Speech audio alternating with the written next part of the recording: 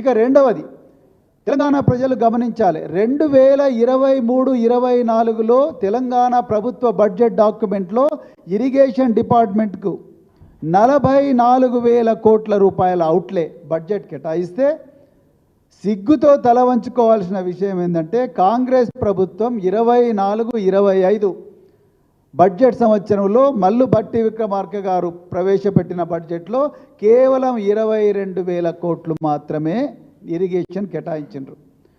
పాలమూరు రంగారెడ్డి వనపర్తి జిల్లా నాగర్ కర్నూలు జిల్లా చీఫ్ ఇంజనీర్లు ఇరిగేషన్ అండ్ కమాండ్ ఏరియా డెవలప్మెంట్కు సబ్మిట్ చేసిన ప్రపోజల్స్లో 2 కలిపితే 100 కోట్లు, కేవలం 100 కోట్లు. వనపర్తికి 60 కోట్లు, నాగర్ కర్నూలుకు 34 కోట్లు.